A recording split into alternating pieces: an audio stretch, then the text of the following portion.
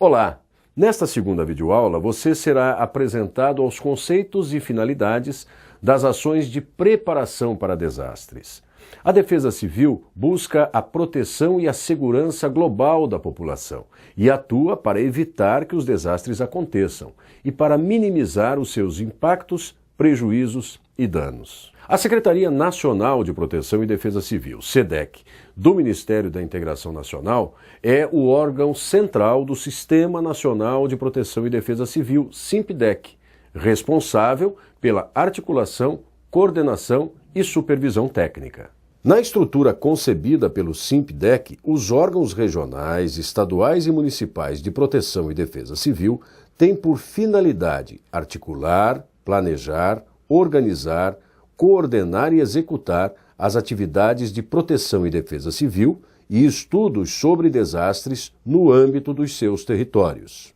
Os governos estaduais e federal atuam em parceria com os municípios, tanto nas ações de preparação quanto nas de resposta. Nas ações de preparação, eles prestam suporte e apoio técnico na estruturação dos órgãos de proteção e defesa civil, na capacitação de seus agentes, no treinamento de equipes e da comunidade durante a realização de exercícios simulados de preparação para desastres.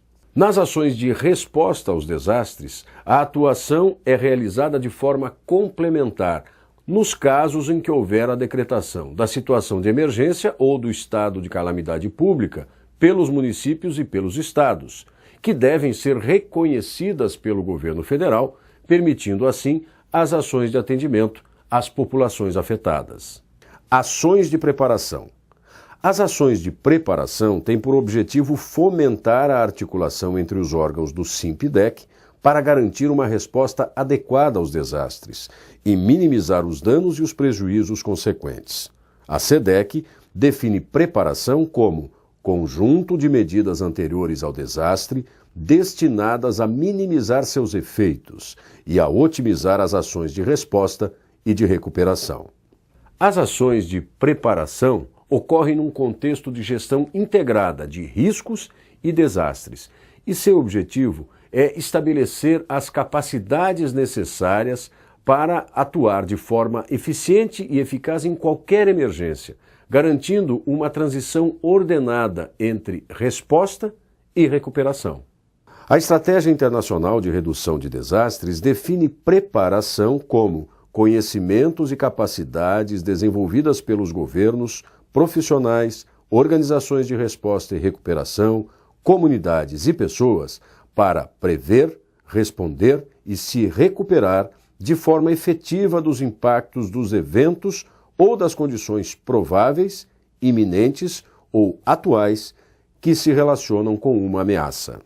Para desenvolver ações de preparação para desastres, é necessário inicialmente identificar e mapear os riscos. O ideal é que o órgão municipal se articule com os órgãos setoriais e de apoio para elaborar esse estudo, incluindo aí aspectos geológicos, hidrológicos, ambientais, sociais, de infraestrutura, entre outros. Deve ser realizado o diagnóstico da comunidade por meio da coleta de informações relacionadas ao município. Topografia, clima, população, temperatura, principais atividades econômicas, registros históricos dos desastres, jornais, reportagens, entrevistas com moradores antigos e atuais, mapas, volume pluviométrico mensal e anual. Para confeccionar o mapeamento das áreas de risco do município, o gestor municipal de proteção e defesa civil, de posse das informações básicas coletadas, deverá identificar as ameaças, vulnerabilidades e capacidades. Após o levantamento das informações, devemos fazer a relação entre as variáveis, considerando a frequência, a magnitude e a vulnerabilidade das pessoas e das edificações. Os riscos ainda podem ser subdivididos em graus muito alto, alto, médio e baixo. Essas informações ainda servirão de base para elaborar as ações de prevenção, mitigação e preparação. O mapeamento pode ser feito por meio de sensoriamento remoto, estudos cartográficos e, em municípios pequenos com poucos habitantes, pode ser realizado inclusive por pessoas sem conhecimentos técnicos específicos. Essas pessoas poderão utilizar bases e mapas já existentes na Prefeitura e na plataforma aberta de mapas digitais. É muito importante a realização do mapeamento como um diagnóstico inicial, pois ele permite um planejamento coerente com base nos problemas reais enfrentados pelo município na gestão em proteção e defesa civil. Veja agora como identificar e catalogar os recursos humanos e logísticos. Identificar os recursos disponíveis, mobilizáveis, que possam ter seus usos previamente definidos. Estabelecer os mecanismos de solicitação dos recursos a partir da relação entre as agências envolvidas e definir a logística necessária para mobilizá-los. O gestor municipal é o responsável por planejar, organizar, dirigir e coordenar as ações de gestão de risco e gerenciamento de desastres. Um passo importante é conhecer e catalogar os recursos orgânicos da Prefeitura nas suas diversas secretarias, assim como conhecer os órgãos apoiadores locais, órgãos estaduais e federais.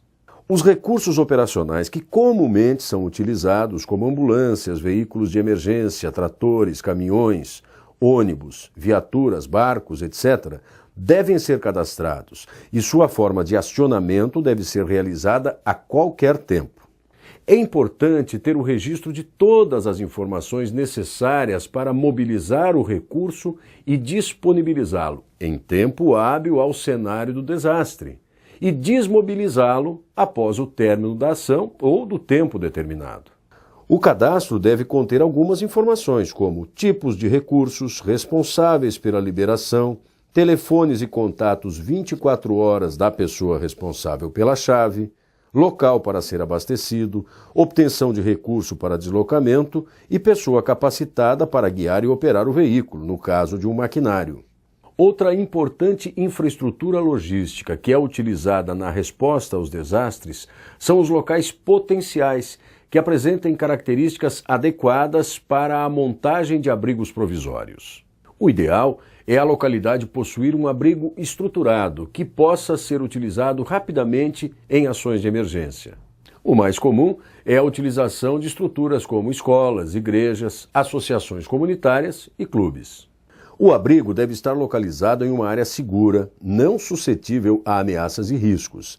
É preciso, para cada abrigo planejado, conduzir os desabrigados de uma ou mais áreas de risco para serem direcionados ou transportados para o abrigo referência. Ao determinar os abrigos provisórios, o gestor de proteção e defesa civil deve considerar alguns aspectos: a participação das comunidades no processo de tomada de decisão em relação aos abrigos provisórios, a determinação de abrigos de acordo com as normas humanitárias, a informação compartilhada sobre o local dos abrigos provisórios e seus responsáveis, a garantia, sempre que possível, do direito das crianças e dos adolescentes à manutenção das aulas e do ano letivo. Além dos recursos operacionais, devemos considerar também recursos logísticos de apoio, como a alimentação, locais para descanso e espaço para montagem de barracas onde haja pouca infraestrutura. O gestor de proteção e defesa civil deve preparar as condições administrativas e financeiras para garantir o aporte de recursos que vão atuar de maneira complementar nas ações de resposta. Quando isso é feito antecipadamente, os recursos para essas ações são liberados de uma maneira mais ágil. Além disso, cabe ao gestor coordenar ações como cadastramento e capacitação de voluntariado, planejamento das campanhas de arrecadação de materiais e aquisição e armazenamento desses materiais de assistência humanitária. No livro-texto você vai encontrar uma relação de materiais e itens que fazem parte das ações de resposta a desastres. No gerenciamento do desastre, o princípio fundamental é o planejamento. Por meio dele, ocorre toda a organização do ambiente de trabalho e o direcionamento do uso dos recursos operacionais. O plano de contingência é, portanto, fundamental. Ele deve ser elaborado antecipadamente à situação de risco e levar em conta alguns itens muito importantes. A identificação das pessoas, órgãos e agências que deverão participar do plano. A articulação entre os órgãos e agências. A definição das responsabilidades de cada componente. No livro-texto, você encontra também um passo a passo da criação e implantação do plano de contingência.